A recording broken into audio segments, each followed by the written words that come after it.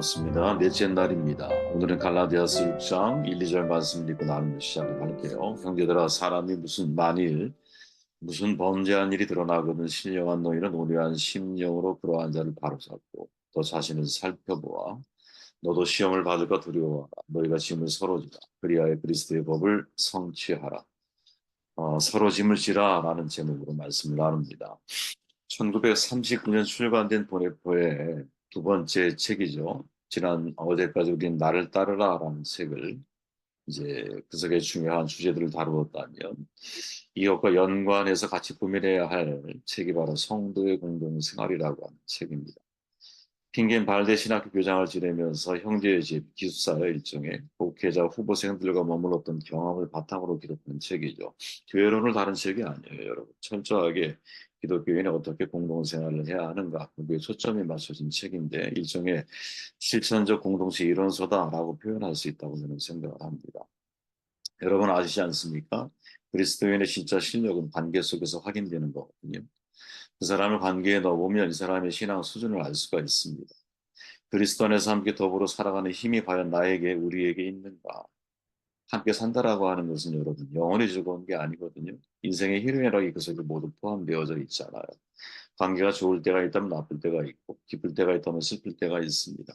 어제까지 참 보기 좋았던 사람이 오늘은 원수처럼 느껴질 때가 있고요. 뭔가 조율하고 조정을 해 가려고 하는데 내 마음과 달리 상대가 내 마음을 이해해 주지 못하고 정반대로 나 역시 상대의 마음을 이해하지 못해서 이해가 아니라 오해의 상황을 만드는 것들이 얼마나 많이 있습니까? 이런 모든 상황에서 어떻게 반응하는가 이게 진짜 신자의 실력이라고 저는 생각을 하거든요. 나를 따르란 책에서 값비싼 은혜, 단순한 순종, 그리고 고난의 참여를 강조했던 보냈고, 저는 이런 질문을 던져봤어요. 과연 어떻게 그런 행동하는 사람이 될 수 있었을까? 우연히 그 자리에 선 것은 아니잖아요. 그 정확한 이유를 찾을 수는 없지만, 이제 나를 따르라고 명령하고 있는, 하나님 앞에 자기의 신앙을 세우고 있는 바로 그 사람들은 어떻게 공동체 안에서 그 실력이 드러나야 한다. 그리고 공동체 안에서 공동체 생활의 중요한 핵심 가치를 설명하고 있는 성도의 공동생활에서 강조하는 포인트를 살펴보며 간접적으로 주님을 따르는 사람은 공동체 안에서 이러한 삶을 살아내게 되어 있구나라는 것을 우리가 이해할 수 있을 것이고 그것이 바로 우리의 실천 강령이자 내가 주님을 따라가야 할 또 다른 삶의 모습일 수 있다. 우선 기본적으로 보내보는 성동의 공동생활 제 1장 서론에서 그리스도인의 사귐에 관해 말하면서 이렇게 말하거든요. 그리스도인의 사귐은 예수 그리스도를 통해 사귀는 것이요. 예수 그리스도 안에서 사귀는 것이다. 그리스도인의 사귐은 그 이상일 수도 없고 이하일 수도 없다. 보네포는 철저하게 그리스도 중심의 신앙을 가지고 있죠. 바울의 말처럼 이제 전에 멀리 있던 너희가 그리스도 예수 안에서 그리스도의 피로 가까워졌잖아요. 그가 우리의 화평이잖아요. 둘로 하나를 만드셨잖아요. 막힌 담을 허물어 주셨잖아요. 그분이 바로 예수님인 거죠. 그러니까 우리가 하나 될 수 있는 이유는, 사귈 수 있는 이유는 그리스도 안에서 화평을 우리 가운데 이루어 주셨기 때문에 우리 역시 그리스도를 모퉁이 돌로 삼아서 하나님과 또 사람과 화평을 이루어 나아가는 삶을 살아내야 한다. 사도 요한은 이걸 어떻게 발전시킵니까? 우리의 사귐은 아버지와 그의 아들 예수 그리스도와 더불어 누립니다. 사귐의 관계로 설명을 해주고 있죠. 그래서 정말 공동체 안에서 가장 중요한 것 중에 하나는 서로가 깊이 사귀어야 된다는 거죠.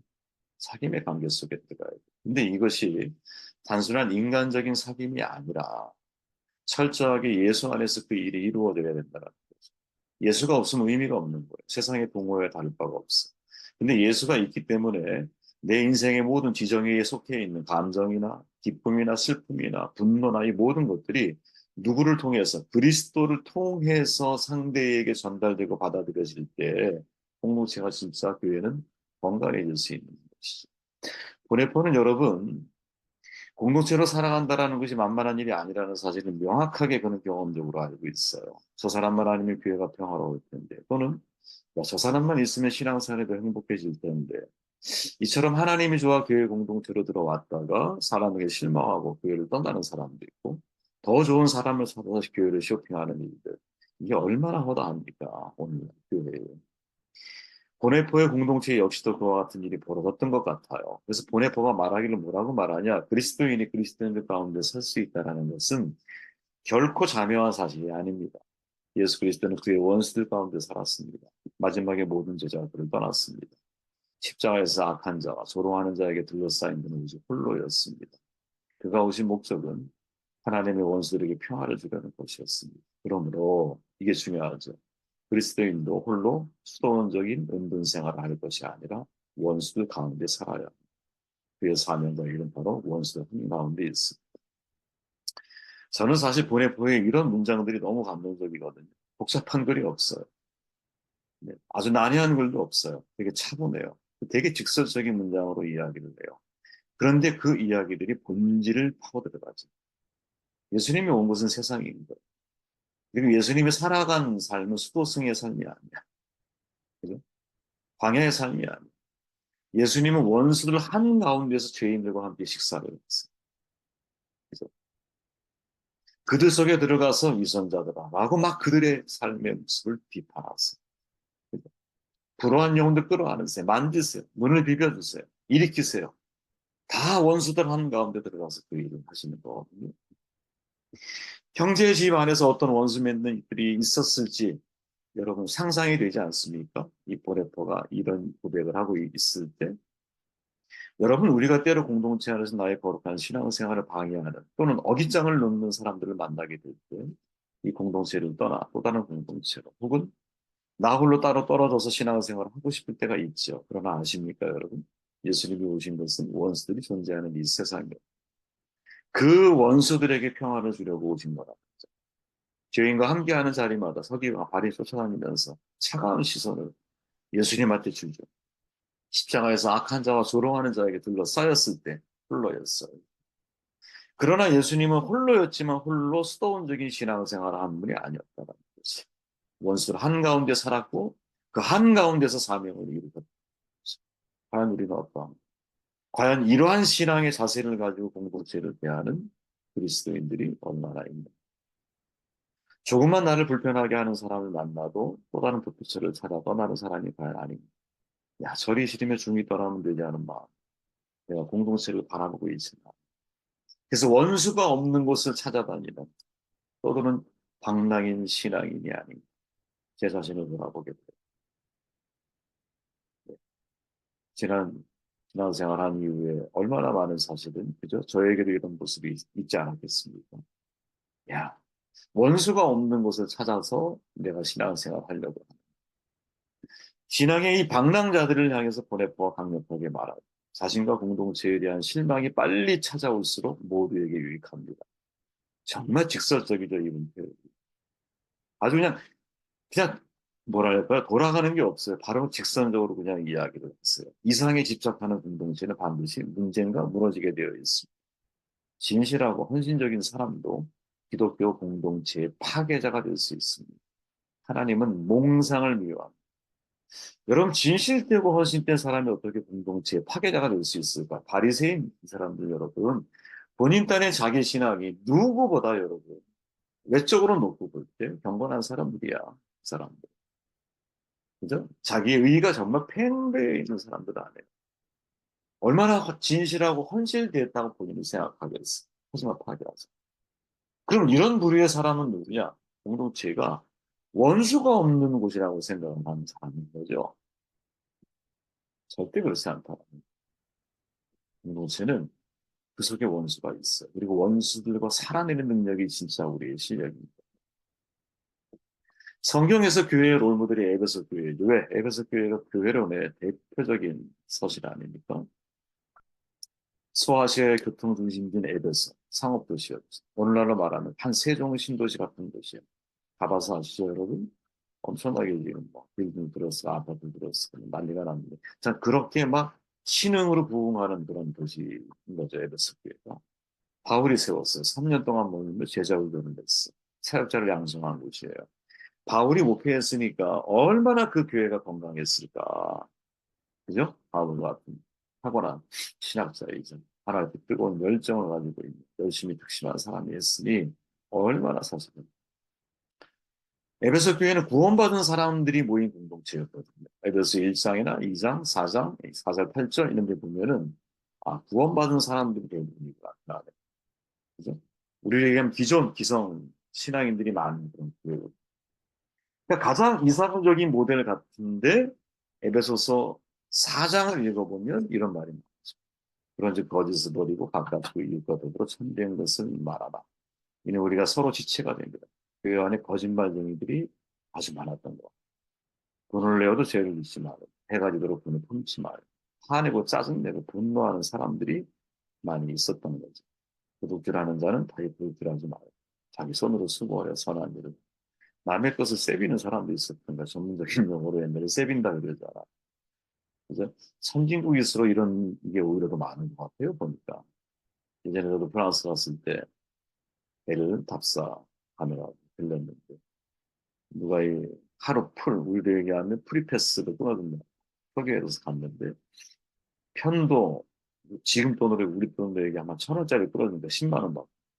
몰랐어요. 저도 그렇고 총괄님도 그렇고.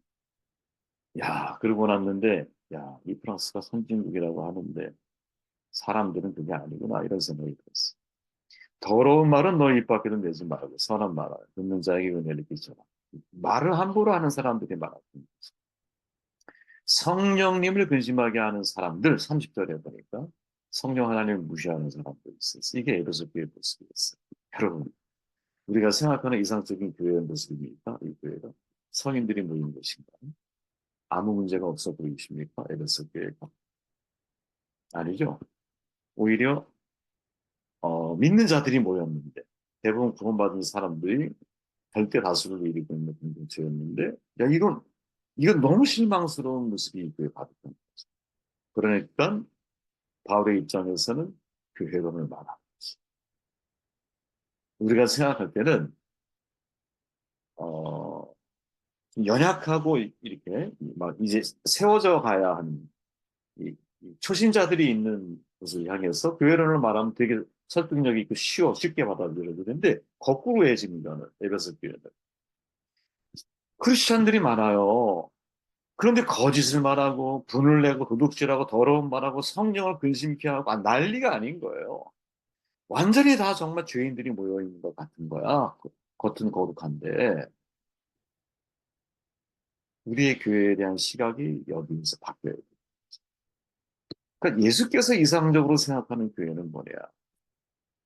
의인들이 모여 있는 교회가 아니고 죄인들이 모인 곳이지. 그래서 최현기 목사 교회는 병원이라 그러죠. 세기, 창기, 과부, 고아, 버림받은 자, 병든 자. 예수님이 이들의 친구셨다라는 거죠. 일과 식사하셨어요. 그죠? 어, 용서받은 그냥 죄인들이 모이는 곳인 거죠. 그래서 교회에서 천국을 기대하면 망하는 거야. 교회는 천국을 기대하면 안 되고 바울이 마지막에 말하듯이 32절에서 서로 친절하게 하며 불쌍히 여기며 서로 용서하기를 하나님이 그리스도 안에서 너희를 용서한 같이 하라. 서로 용납하는 분위기를 통해서 죄인들이 천국을 만들어가는 것이지. 그러니까 참된 공동체를 가꾸기 위해서 반드시 예수 그리스도 안에 사귐이 전제돼요. 예수가 없다면 너와 나는 만날 이유. 고레포가 말하잖아요. 우리는 오직 그리스도를 통해서만 다른 사람에게 다가갈 수 있습니다. 그리스도가 아니었다면 하나님을 알 수 없고 그리스도가 없다면 우리는 형제도 알 수 없을 것입니다. 중심이 예수 그리스도 안에서 내가 너가 형제가 되고 의미가 있는 그리고 내가 너와 형제가 되었기에 형제로서의 나의 책임 아가페 사랑 실천하려고 해야겠어. 불쌍히 여기고 친절히 대하려고 내가 그리스도로 말미암아 용서를 받았기에 내가 너를 용서하려고 이런 진정한 커뮤니케이션이 그 속에 이루어져야 한다. 이 보네포의 말을 진지하게 고민을 하다가 여러분 어떤 대목 하나가 사실은 저를 아주 오래 고민하게 만든 하지만 너무나 큰 감동을 제가 받은 구절이 있어요. 갈라디아 6장 2절을 보네포가 해석하면서 우리 아까 읽었잖아요. 너희가 서로 짐을지라 그리하여 그리스도의 법을 성취하라. 이 말씀을 어떻게 해석하느냐 이렇게 해석해요. 그리스도의 법은 다른 사람의 짐을 짊어지는 법입니다. 형제는 그리스도에게 짐입니다. 제가 이 말에 감동받았어요. 그는 정말이지 짐이 됩니다. 이방인에게는 다른 사람이 전혀 짐이 되지 않습니다. 짐이 되는 순간 바로 거부하고 외면하면 되기 때문에 오직 다른 사람이 짐이 될 때만 형제가 됩니다. 아, 어떻게 이 말씀을 이렇게 해석할 수 있을까? 그죠? 그건 진짜 큰 감동을 받았습니다. 교회 안에서 형제 자매는 짐이라는 거죠. 그 짐을 짊어지고 가야 하는 거예요.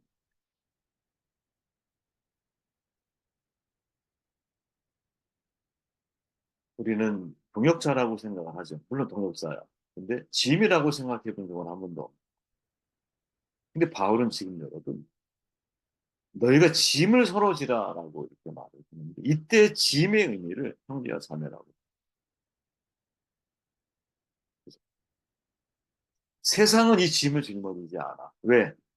아, 수풀리면, 그죠? 짐이, 나에게 짐이라고 느껴지는 순간, 벗어던지고 가면 돼요.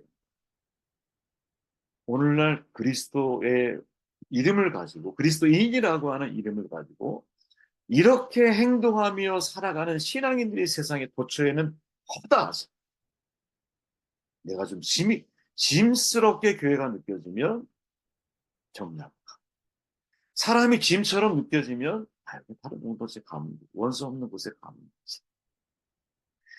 그러다 보니까 신앙이 진짜 공동체 생활이 무엇인지를 자기의 신앙의 성장이 이루어지지 않아요. 여러분 바울이 에베소 교회 지금 4장에서 하는 말에는 패턴이 있어요. 무슨 패턴? 이거 하지 말아라 이야기하고 이거 하라 이렇게 말해요.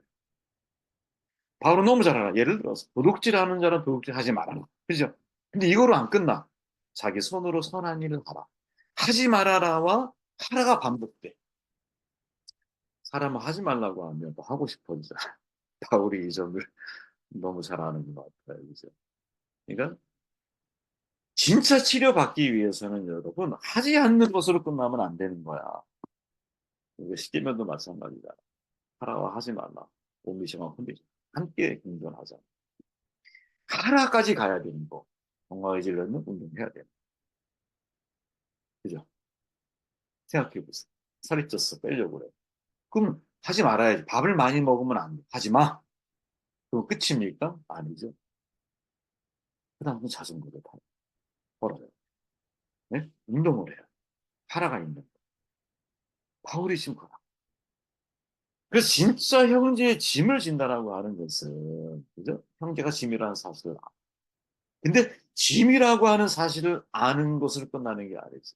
해야 할 일이 있어요. 그 짐을 짊어지고 가는 거지.